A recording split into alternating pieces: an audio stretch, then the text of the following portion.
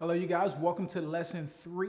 We'll be discussing Bitcoin as an asset. This is actually one of my favorite subjects to talk about when discussing and teaching people about Bitcoin because I think it's one of those more undervalued topics. It's like something that people in this space know and understand, but rarely is it talked about and put into the perspective that I'm going to share with you in this lesson. So in this lesson, we'll be talking about how Bitcoin is an asset, what that means for you, and how to look at the fundamental characteristics of Bitcoin to put a future value on this new digital asset.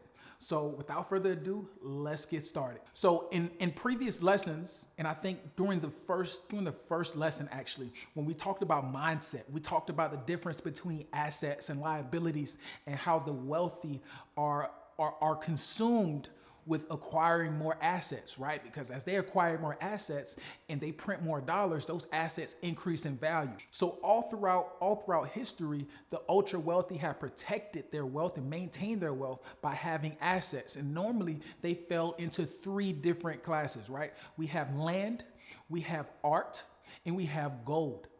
Now we have something new to fit within this new digital economy that we're creating called Bitcoin. Most people, when I ask them what Bitcoin is, they automatically go to the digital currency or the cryptocurrency or the digital form of money, right? But more importantly, for us, it's much more beneficial to think of Bitcoin as an asset. So now that you guys understand that Bitcoin is an asset and that's how you should think of it instead of it being a digital currency, because technically we already have digital money. When we spend money on our debit card or when we send money via Zelle or Cash App, that's a digital form of money. So when we talk about, hey, there's this new thing on the block called Bitcoin and it's a digital currency, it doesn't excite us, right? But when we put it in the perspective of it being an asset and something that we can use to store wealth and to build wealth, then it becomes much more attractive. On top of that, it becomes much more attractive when we find out that we can buy it easier than any other asset in the world. We can buy Bitcoin on Cash App. We can buy Bitcoin on multiple apps, right? What other asset can you purchase from your phone in the matter of a few minutes or a few seconds, depending on if you're already set up with that particular service? Now let's dive into Bitcoin a little bit more so that we can understand why it's considered an asset. So let's compare it to other assets, or let's dive in and take a look at a few other assets that most of us are familiar with. As I said earlier, land, art, and gold are how the wealthy have stored and built generational wealth all throughout history. What do those things have in common? They all have a limited supply, so there's an air of scarcity around all of these things. We know that there's only a certain amount of land on Earth. So land will always have value. We know that there's only a limited supply of gold in the earth. So we know that it's rare, and we as people assign value to rare and scarce things. We know that art pieces are one of ones by very special people to us in society. So that gives it value. That scarcity is what gives it value. So if we look at Bitcoin, Bitcoin is actually the first provably scarce asset. I'm gonna say that again because that's extremely, extremely important and very valuable. Bitcoin is the first provably scarce asset. We know exactly how many Bitcoin will ever be created because it's a system, it's a technology, right? So we know that the system is set up to only spit out 21 million Bitcoin. So once we hit 21 million Bitcoin, there will be no more Bitcoin in the circulation, right? So every day there's about 900 Bitcoin released into the system.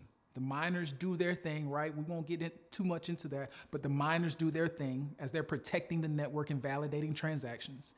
And they're rewarded via Bitcoin. That's how the Bitcoin enters the system. But there's a finite amount, and everyone knows this number. So when we have an asset where we know how much of it exists, and as we go throughout time and more people buy into this asset and agree that it has a certain amount of value to it, It becomes more and more valuable as more and more people get involved in the network, because inherently there's only a certain amount, so it becomes more and more scarce. Your concern should be owning a portion of this network. Although there will only be 21 million Bitcoin created, the last Bitcoin won't come into circulation until the year 2141 approximately. Maybe 2140, maybe 2141. But that's approximately 100 plus years from today. So you have an asset, a digital asset that has the potential to increase in value for the next 100 plus years. That's very, very powerful. That's a very powerful asset to have backing you and your family, right? We know that there's only 21 million into this system, and right now there's about 18.5 million that have entered circulation. And I'll give you some more information. In the early days of Bitcoin, a lot of those coins were lost because people lost their private keys, which are used to access their portion of the network. So early on, people didn't really understand the value of Bitcoin, so a lot of those coins were lost. There's approximately 4 million Bitcoin that will never be recovered because it's impossible to guess those phrases or those private keys to gain access to Bitcoin. So even though there's 18.5 million Bitcoin that have ever entered circulation, we're actually at about 13 or 14 million Bitcoin actually circulating.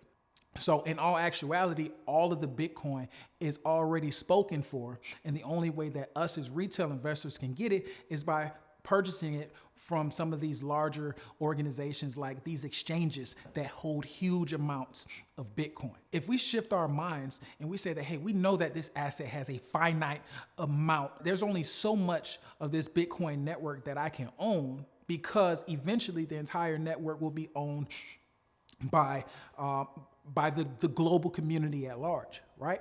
So my goal is to always acquire as much as I can before everybody else gets in, because as more people get in, it becomes more expensive for me to purchase, or I get less and less Bitcoin for my same dollar amount as I would have gotten, when the price was 10,000. So as the price is now 20,000, I get less Bitcoin than I would have gotten if I got in at 10,000. And the reason for that is because because you may have waited until more people got into the pot, the price of this asset will increase, because everybody knows that there's only a certain amount of Bitcoin that you can get. And that's why Bitcoin has value, because it's provably scarce. We understand that Bitcoin is an asset. We understand why it's an asset, because of its inherently scarce nature, right? But let's talk about what we can do with Bitcoin as an asset. All assets have very similar characteristics. They store value. So you can borrow against that value. You can utilize that asset to generate income. The same thing applies for Bitcoin. You can actually borrow against your Bitcoin now. You can actually lend your Bitcoin out to this new decentralized ecosystem that's being created, and you can earn interest on that Bitcoin, right? There's a multitude of ways to utilize this asset without selling it to gain more assets or to gain value in other areas of your finances. And that's what we're building the foundation for, so that we can launch these different projects, or we can launch these different initiatives without spending our Bitcoin, because that Bitcoin will continue to increase in value as this network continues to expand. We don't want to sell such a powerful asset. We want to leverage that asset to acquire other assets. That's the name of the game. He who has the most assets wins. So you don't want to sell your assets. You want to leverage your assets. Another really important thing to understand about Bitcoin, and one of its really unique properties, is that it's extremely liquid. So imagine trying to sell a house, right? Yes, we can sell a house on the market and maybe it'll sell in 30, 60 days, right? Or maybe we can go and refinance that house, right? Maybe we can get that done in 30 days as well. But when we have Bitcoin, it's so liquid, we can easily send it to an exchange and instantly get our money or our cash equivalent out of it. If that's what we choose to do, it's very, very liquid.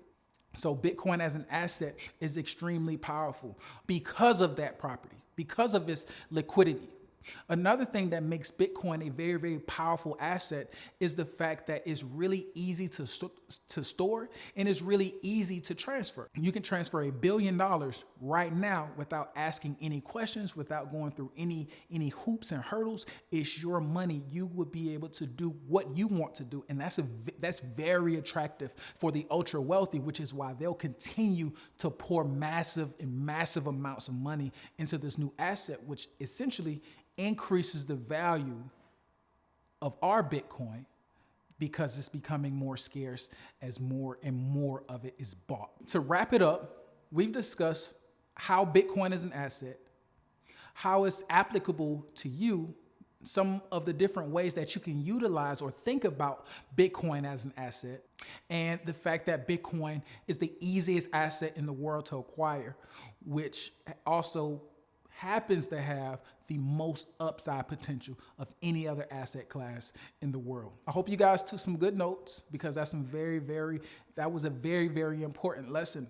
I'll share with you guys some more resources to understand Bitcoin on a much deeper level. I'll give you guys some links to some books that really help me understand. And there's no way for us to really dive that deep into that particular portion in this course because I really want you to understand how to bring everything around into this digital or into this banking blueprint system to build generational wealth. And I don't want to get bogged down into the details of things that you can really, study on your own. But I will give you guys some links and some resources to dive a little deeper into Bitcoin as an asset. So until next time, and I'll see you in the next video.